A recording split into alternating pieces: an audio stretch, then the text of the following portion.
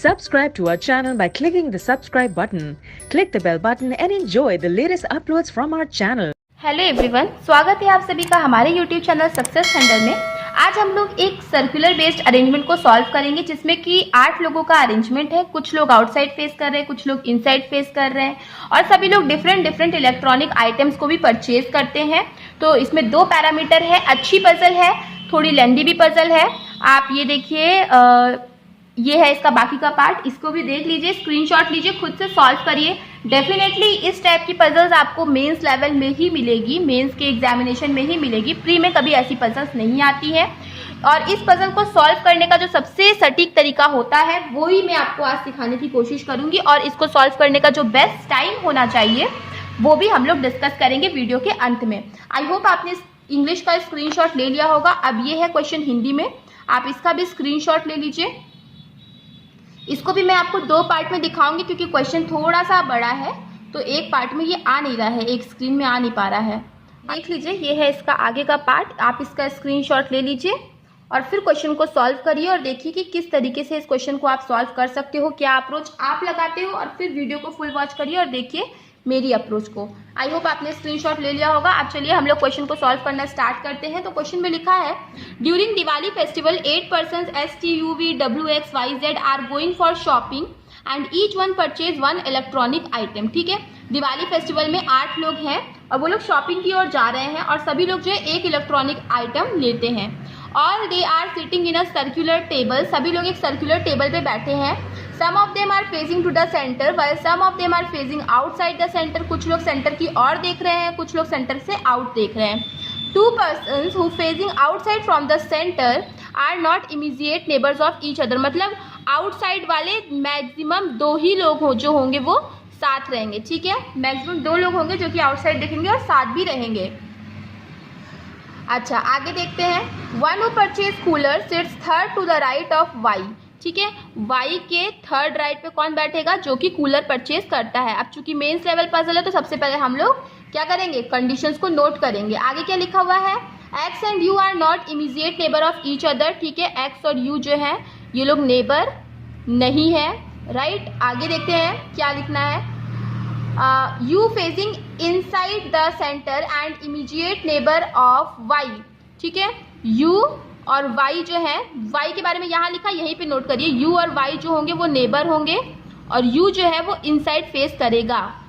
चलिए अब आगे पढ़ते हैं, आगे क्या लिखा हुआ है, but not sits opposite to the one who purchase cooler, लेकिन यू जो है वो कूलर के ऑपोजिट नहीं बैठता है। ठीक है, वो कूलर के ऑपोजिट नहीं बैठेगा। तो आई होप आपको ये चीज़ क्लियर हो गई होगी। इसका यही मतलब है कि जो U है वो इनसाइड फेस कर रहा है और नेबर है इमीडिएट किसका, Y का नेबर है, बट वो कूलर के ऑपोजिट नहीं बैठ रहा है। Okay, S and V seat second right of each other. ठीक है, S के सेकेंड राइट पर आएगा V और V के सेकेंड राइट पे कौन आएगा, S। ठीक है, ये दोनों सेकेंड राइट बैठेंगे, ईच अदर, एक दूसरे के सेकेंड राइट पे बैठेंगे। V and Y are immediate neighbours. ठीक है, V और Y जो है वो दोनों क्या है, नेबर है। यहीं पे हम नोट कर ले रहे हैं। आगे देखिए क्या लिखा हुआ है। देखिए, नोट में ऐसे कर रहे हैं, जरूरी नहीं कि आप भी इस तरीके से नोट करो, नोट करने का तरीका अलग हो सकता है, बट अल्टीमेटली हमें नोट जरूर करना है कंडीशंस को। सबसे पहले we sit second right of the one who purchase mixer. Okay, जो मिक्सर परचेज करता है उसके सेकेंड राइट पे कौन आएगा, V आएगा, right. V sits second to the right of the one who purchased mixer and also third to the left of X। ठीक है, X के थर्ड लेफ्ट पर भी कौन आएगा, V आएगा।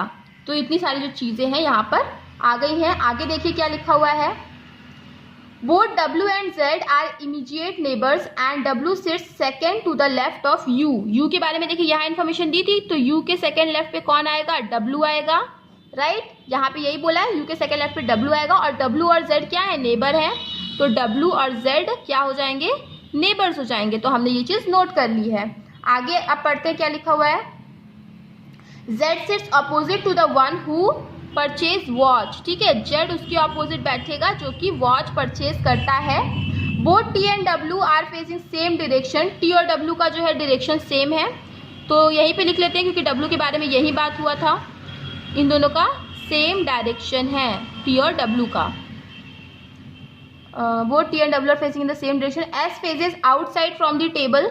S जो है वो आउटसाइड फेस कर रहा है, तो यहाँ पे देखिए ये आउटसाइड फेस कर रहा है, यहीं पे हम नोट कर लेते हैं कि S जो है वो आउटसाइड कर रहा है। One who purchase laptop seats third left of Z। Z के थर्ड लेफ्ट पे वो आएगा जो कि लैपटॉप परचेज करता है। Z के थर्ड लेफ्ट पे वो आएगा जो कि लैपटॉप परचेज करता है। Z के पास ही मैंने इसको नोट किया है। पास नोट करने का पर्पस मैंने बहुत बार आप लोगों के साथ डिस्कस किया है कि जैसे ही आप किसी एक चीज़ को फिक्स करोगे दूसरी चीज़ ऑटोमेटिकली आप देखकर फिक्स कर दोगे, समय कम लगेगा।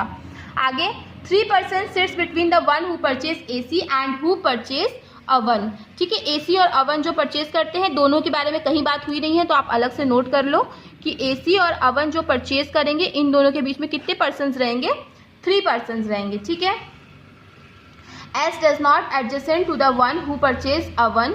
अच्छा, S और अवन जो है वो नेबर्स नहीं रहेंगे, right. S does not adjacent to one who purchase। persons who purchase mobile and TV are immediate neighbors। ठीक है, मोबाइल एंड टीवी ये दोनों क्या होंगे, ये दोनों इमीडिएट नेबर होंगे। You does not purchase mobile. अच्छा, मोबाइल यू परचेज नहीं करता है, तो यहीं पे हम नोट कर दिए। अब यहाँ पे हमारा देखिए क्वेश्चन कंप्लीट होता है, सारी कंडीशंस हमने नोट कर ली है। चलिए अब इसको हम लोग सॉल्व करना शुरू करते हैं। तो चूंकि 8 लोग हैं तो 8 हम बना लेते हैं, मतलब 2-3 तो बना ही लेते हैं, बाकी देखेंगे जरूरत पड़ेगी बनाएंगे, नहीं तो नहीं बनाएंगे। अच्छा, तो हम लोग कहाँ से शुरू करते हैं। Y के थर्ड राइट में कूलर होगा, तो एक बार Y को आप इनसाइड फेसिंग कर लो, एक बार Y को आप आउटसाइड फेसिंग कर लो। Y के थर्ड राइट पे कूलर, तो 1 2 3 कूलर यहाँ पे आ गया, कूलर। और इस केस में 1 2 3 कूलर कहाँ पे आ जाएगा, यहाँ पे आ जाएगा। ये कंडीशन आपकी सॉल्व हो गई। और क्या बोला, U और Y जो होंगे वो इमीडिएट नेबर होंगे, मगर U जो होगा वो कूलर के ऑपोजिट नहीं बैठेगा, तो U मतलब यहाँ नहीं आएगा, तो इस केस में U यहाँ आएगा, इस केस में U यहाँ नहीं आएगा, तो यहाँ पे आ जाएगा।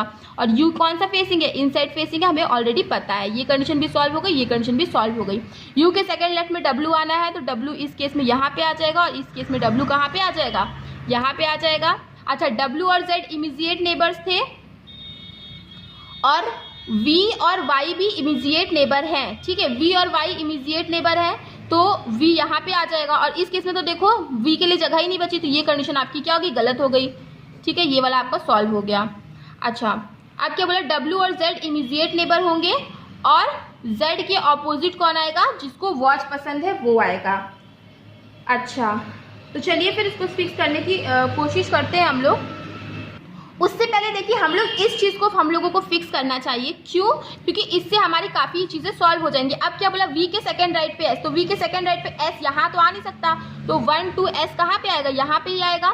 तो अगर V का सेकंड राइट ये पड़ रहा है, मतलब V क्या है, इनसाइड फेसिंग है। अब क्या बोला, S आउटसाइड फेसिंग होगा, हमें ऑलरेडी पता है, और S के सेकेंड राइट पे भी V आ गया।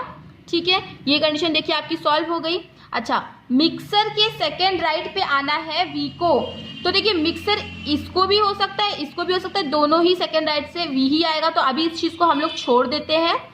अच्छा, और क्या बोला था कि W और Z जो होंगे वो नेबर होंगे, और Z वॉच के ऑपोजिट होगा, तो अभी इसके लिए 2 पॉसिबिलिटी बन सकती है, तो इस चीज़ को हम छोड़ दे रहे हैं।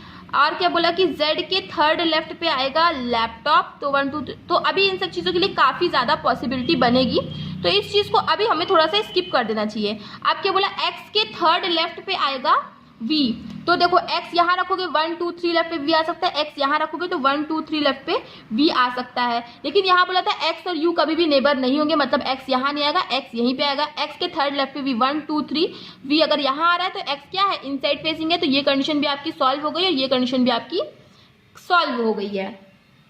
अच्छा, अब और देखते हैं, और क्या बोला है, W और Z नेबर होंगे। अब तो Z के लिए केवल एक ही जगह बची है, ये हो गया कंप्लीट। Z के ऑपोजिट आ जाएगा वॉच, ठीक है, ये भी कंप्लीट। और Z के थर्ड लेफ्ट पे कौन आएगा, लैपटॉप, तो 1 2 3 1 2 3, तो अभी लैपटॉप के लिए 2 जगह बची है, इस चीज को हम लोग अभी स्किप करेंगे। अच्छा, अब केवल पर्सन केवल एक ही बचा है, T, तो T यहीं पे आ जाएगा, T के लिए और कोई जगह बची नहीं। और T और W का डायरेक्शन जो होगा वो सेम होगा, ऐसा बोला गया है। ओके, आगे बढ़ते हैं।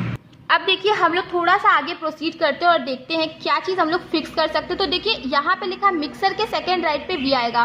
तो देखिए मिक्सर मैंने आपको पहले बताया यहाँ पे भी आ सकता है, यहाँ पे भी आ सकता है, लेकिन यही दोनों जगह पे आएगा, किसी एक जगह पे तो मिक्सर आएगा ही आएगा। अब और एक चीज़ क्या बोला, एसी और अवन के बीच में कितने लोग होंगे, तीन पर्सन होंगे।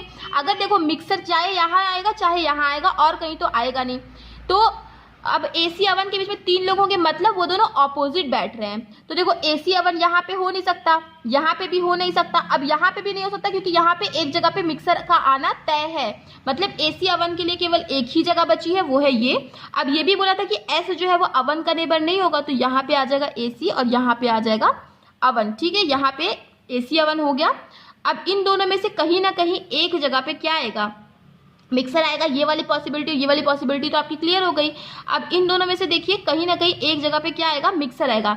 लेकिन देखिए अगर मान लो हम मिक्सर को यहाँ पे दे देते हैं तो मोबाइल और टीवी का जो नेबर होंगे वो कहीं पे भी लिखने की जगह बचेगी नहीं। तो मिक्सर हम यहाँ पे नहीं दे सकते, मिक्सर हमें यहीं पे देना पड़ेगा, तब मोबाइल और टीवी हम यहाँ पे दे पाएंगे। अब ये भी बोला मोबाइल जो है वो यू नहीं होगा, तो जेड का क्या हो जाएगा, मोबाइल हो जाएगा, और टीवी फिर हम लोग यू को दे देंगे। ये कंडीशन भी आपकी सॉल्व हो गई। अब क्या बोला, केवल लैपटॉप ही एक बचा है, तो लैपटॉप यहाँ पे आ जाएगा। और ये भी बोला था कि Z के थर्ड लेफ्ट पे आना है लैपटॉप को, तो Z का थर्ड लेफ्ट 1 2 3 अगर इस तरफ इनका लेफ्ट आ रहा है तो मतलब Z क्या है, आउटसाइड फेसिंग है। ये कंडीशन भी आपकी क्या हो गई, सॉल्व हो गई।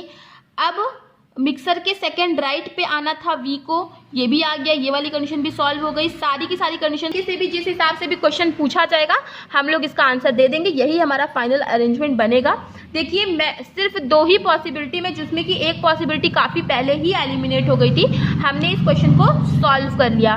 काफ़ी आसान सा क्वेश्चन है, ज़्यादा समय नहीं लगता इस तरह के क्वेश्चन को सॉल्व करने का। तो आई होप आपको चीज़ें समझ में आ गई होंगी। चीज़ें समझ में आ गई हैं तो वीडियो को लाइक करिएगा, शेयर करिएगा और चैनल को सब्सक्राइब करना मत भूलिएगा। मिलते हैं अपने नेक्स्ट वीडियो में। Thank you so much for watching.